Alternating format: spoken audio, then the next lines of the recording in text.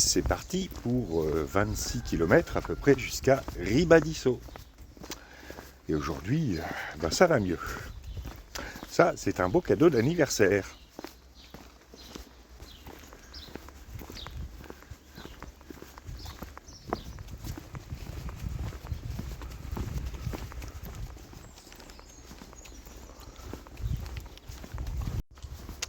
Aujourd'hui, l'étape, ça va être un peu les montagnes russes.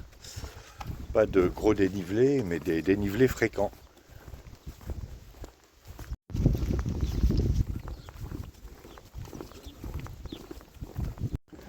L'auberge où on était très bien.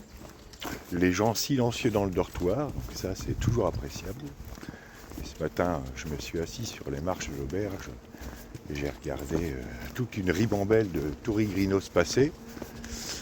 Et là, il est un peu plus de 8 heures. Je m'étais dit, en partant après la horde, on devrait être tranquille. Mais manifestement, on n'est pas les seuls à avoir eu cette idée.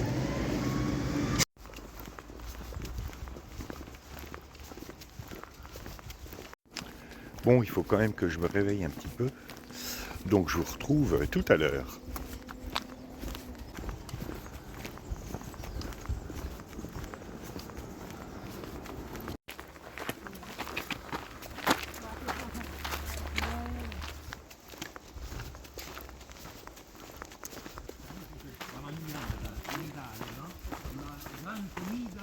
Alors devant, on a une Vénézuélienne et un Mexicain.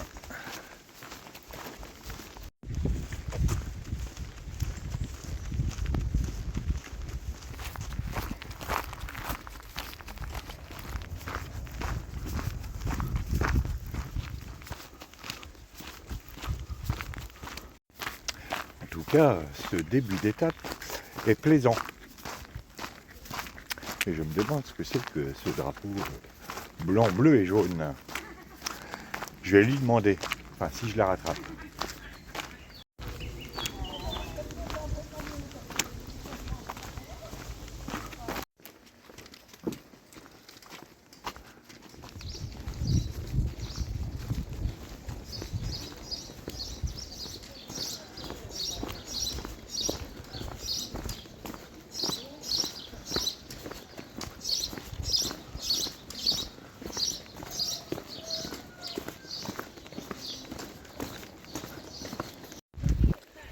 J'ai ma réponse, c'est le drapeau des îles Canaries.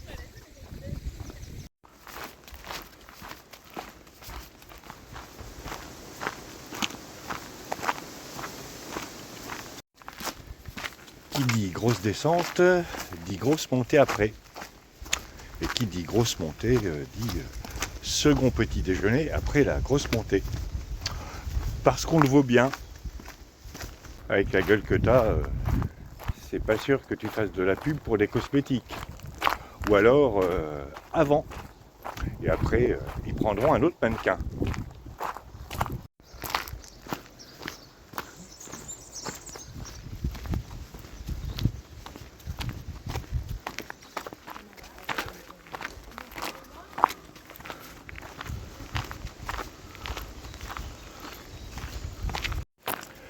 Alors si l'on fait abstraction de la foule, ces étapes des 100 derniers kilomètres ne sont pas les plus moches du Camino Frances.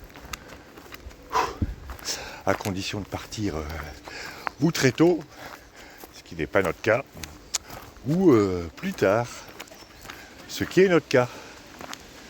Bon, j'arrête de parler parce que ça continue de monter.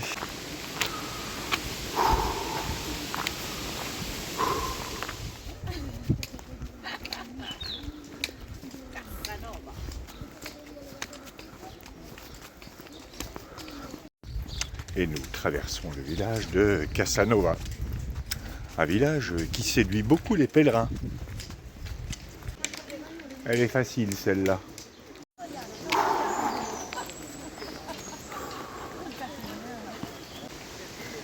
C'est qu'elle est longue cette côte.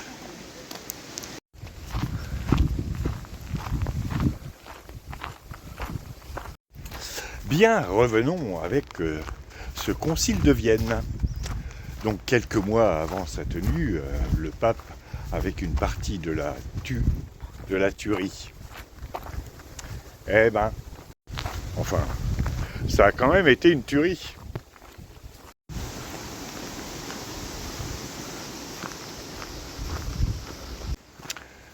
Donc, disais-je, il y a des cailloux, donc je regarde. Donc, le pape se réunit avec une partie de la curie, ainsi que des intellectuels, à Grosso, près de Malaucène, afin d'examiner les différents rapports en provenance des commissions diocésaines et de la commission pontificale. Sauf que ce que le pape et ses sbires regardent, ce sont plutôt les rubricae. Les rubricae, c'est-à-dire les résumés des procédures qui ont eu lieu dans différents pays et dont seul un exemplaire nous est parvenu, comme je le disais hier, celui relatif au procès en Angleterre.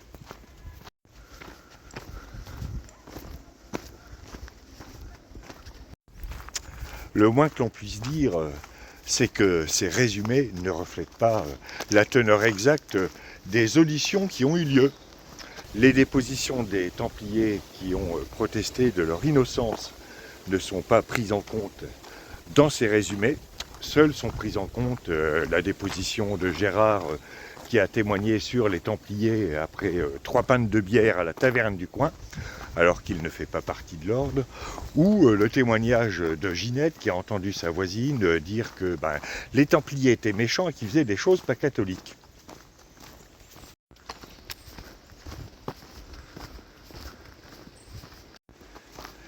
Bref, ne sont prises en compte que les dépositions de gens extérieurs au temple et que les oui-dire, les ragots et les rumeurs.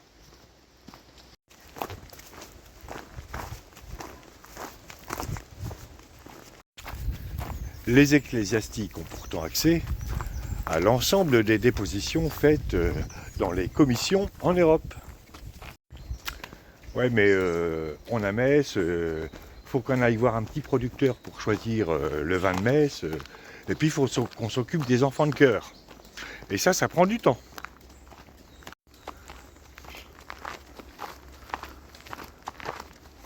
La suite après la côte.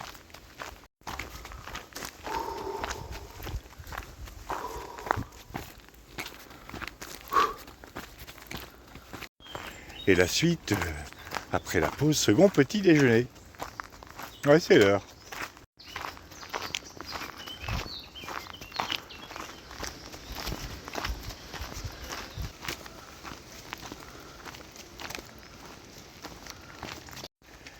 Bien, après cette pause second petit déjeuner, il est temps de repartir. Il nous reste à peu près 17 km et demi à faire.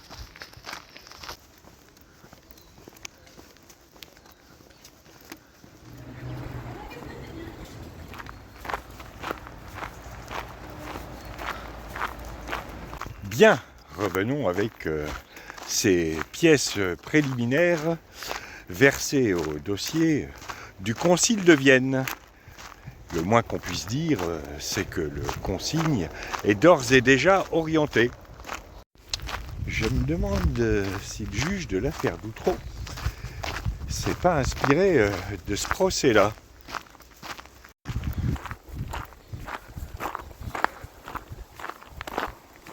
Compte tenu de la tournure que prennent les événements, Clément V ne s'attend pas à ce que les Templiers se présentent devant le concile pour défendre l'ordre.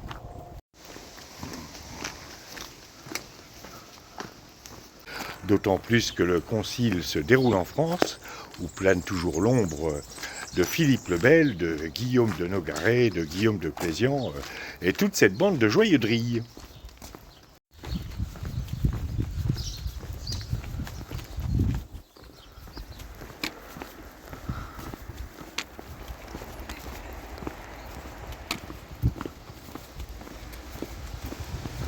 Fin octobre 1311, 7 chevaliers, bientôt suivis de 2 autres, se présentent devant le concile de Vienne.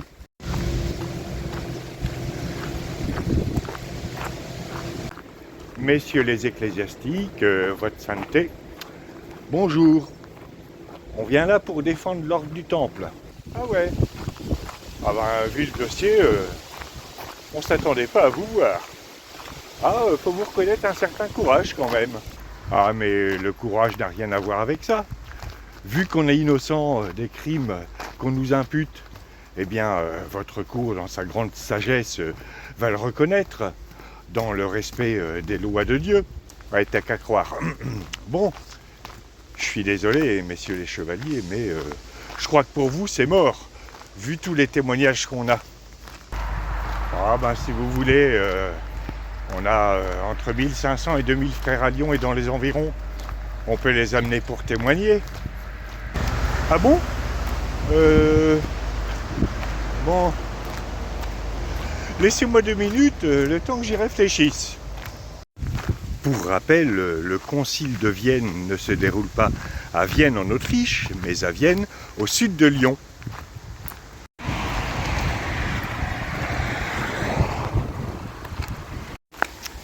Dites, votre sainteté, vous vous souvenez de ce qui s'est passé au concile de Mayence? Évidemment que je m'en souviens, j'ai été obligé d'annuler la décision. Mais justement, vous n'étiez pas sur place, ils étaient qu'une vingtaine, là ils sont 2000. S'ils déboulent à 2000 dans la salle, ça m'étonnerait qu'on puisse les arrêter à coups de Bible.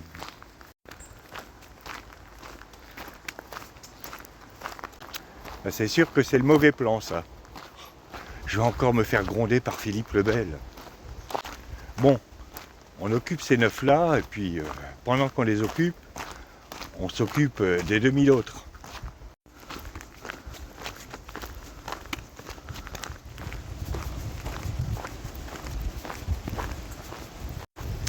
Et c'est ainsi que Clément V, qui veut en finir avec l'affaire des Templiers, décide de les faire arrêter et de les confier au geôlier, aux ailes le plus éprouvé. Je cite. Ah, et bien ça, c'est pas ce qui manque dans le royaume de France.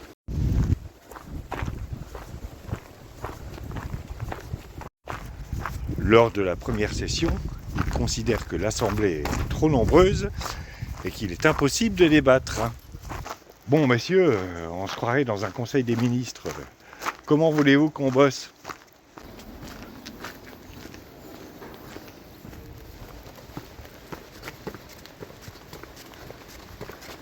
La suite, après le village de Fourelos.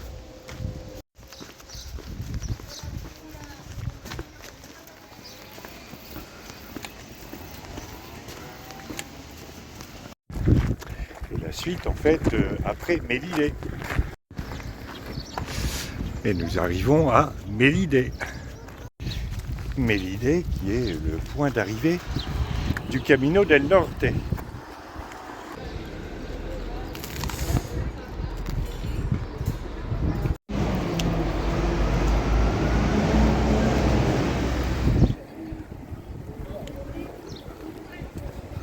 Bien, après cette pause pique-nique, il est temps de repartir.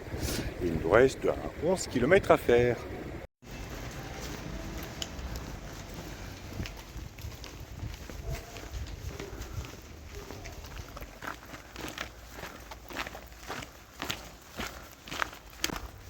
Bien, reprenons avec ce concile de Vienne. Nous en étions restés au point où Clément V considérait que l'assemblée composant ce concile était trop nombreuse. Et il décide donc de faire une commission.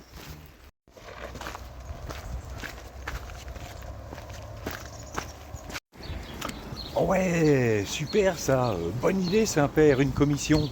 Ah ouais, super ça, il faudrait aussi faire des sous-commissions. Parce que, bon, vu l'épaisseur du dossier, bonne idée ça les sous-commissions.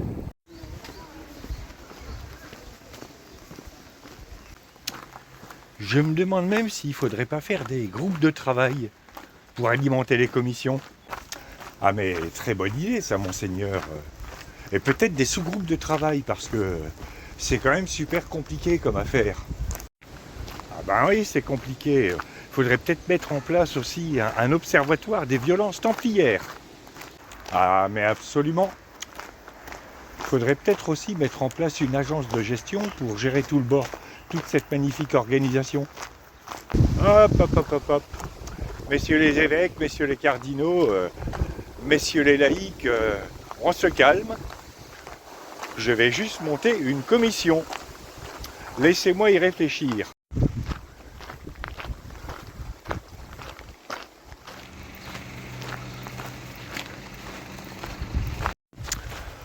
Comment Clément V choisira-t-il les plus hauts prélats de l'Église qui participeront à cette commission restreinte qui décidera du sort de l'ordre du Temple?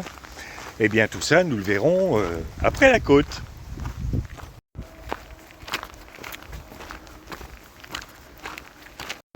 Alors, gauche ou droite? On a pris à droite le chemin principal. Là.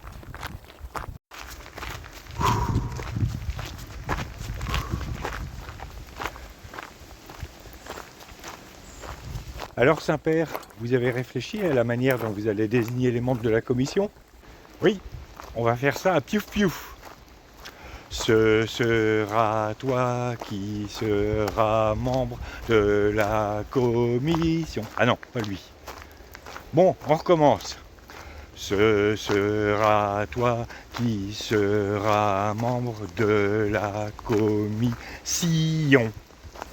Oh ben, Saint-Père, vous trichez? Ah, comment ça? Bien sûr que non, je triche pas. Et puis, je suis le pape, je prononce comme je veux.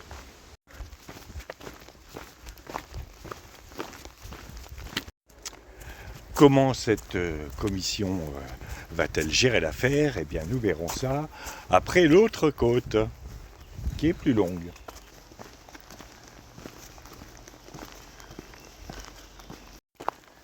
Et qui est plus raide.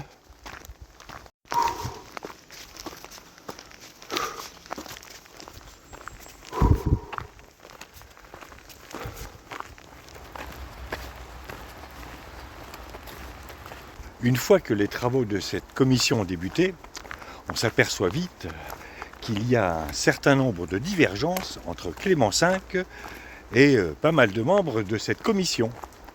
Clément V voudrait redonner tous les biens de l'ordre du Temple à l'ordre des Hospitaliers, qui avec l'ordre du Temple est l'ordre monastique le plus puissant de la chrétienté. Quand je dis ordre monastique, ce sont des moines, mais au lieu d'avoir des encensoirs et des chapelets, ils ont des épées et des massues. Plutôt que de redonner les biens de l'ordre du Temple à un ordre existant, une majorité des membres de la commission serait pour former un nouvel ordre.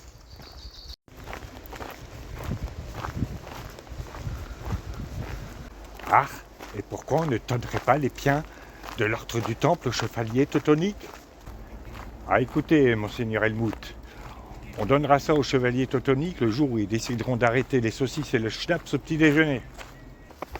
Ah, tout ça finira par une réforme et une scission, vous ferez?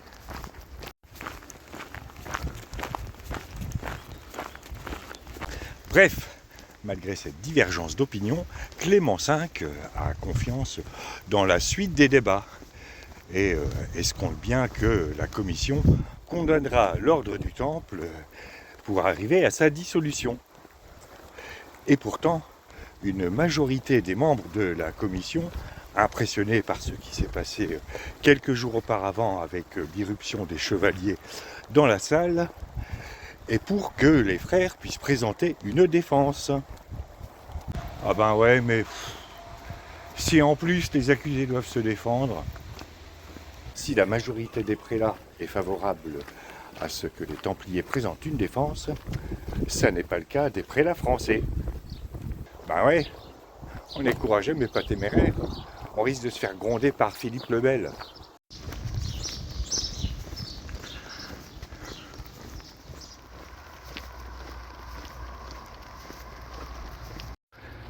Comment cette commission rendra-t-elle sa décision?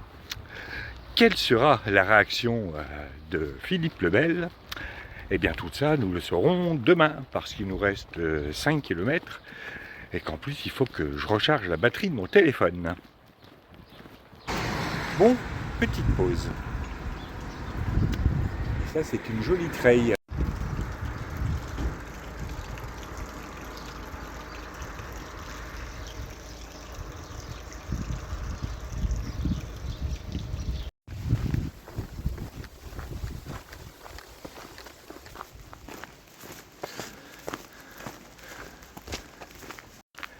Depuis Mélidée, c'est paisible parce que je crois que la majorité des gens ont décidé de s'arrêter à Mélidée. Et du coup, on est très peu sur le Camino.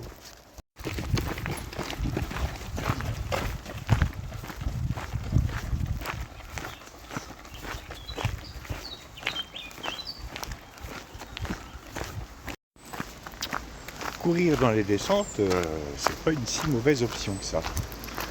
Pas avoir un trop gros sac, là c'est pas le cas. Il faut pas se prendre de cailloux, de racines.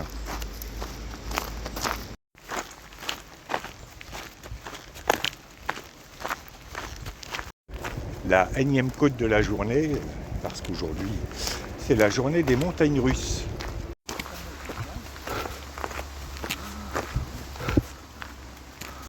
Ah bah oui, je me souviens de cette côte. C'est marrant, il y a des endroits dont je me souviens bien, d'autres pas du tout. Et puis d'autres où il suffit d'une image comme ça pour que je m'en ressouvienne.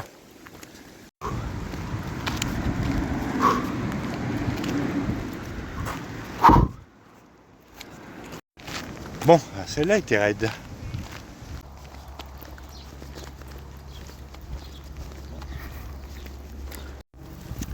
J'aime bien la végétation du coin.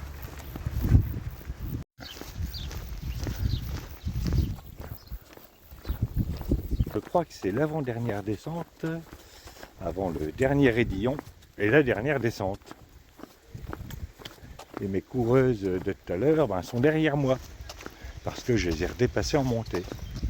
Et là c'est en descente, j'espère qu'elles vont bien me redépasser.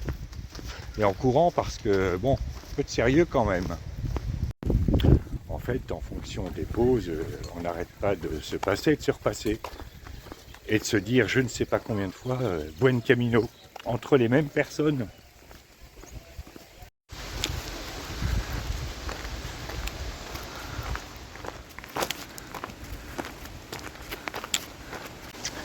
Le chien du couple devant est bien dressé. Parce qu'il les suit sans s'éloigner. C'est vraiment cool ce chien. Bon bah, c'est quand tu veux que tu arrêtes de monter, toi.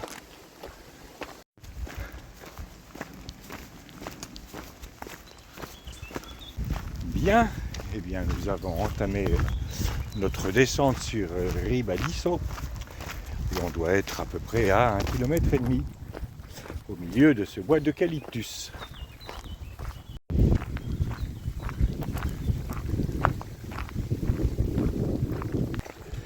Voilà, nous arrivons à Ribadisso.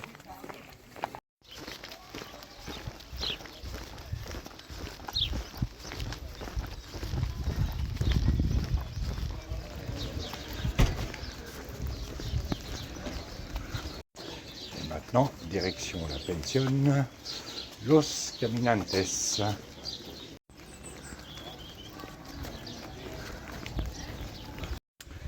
Bon, comme tous les dortoirs sont pris ou étaient pris déjà par des groupes de jeunes, et ben on a droit à une petite chambre individuelle. Enfin, une chambre double avec 2 lits individuels. Voilà, fin de cette étape de 26 km, ma foi, qui s'est bien passée. Il faisait quand même chaud à la fin. Et demain, demain, on se rapproche encore. Bon, en même temps, c'est logique, hein. Mais on est à moins de 45 km de Santiago. Et demain, ce seront 23 km jusqu'à Opedrozo. À demain pour de nouvelles aventures.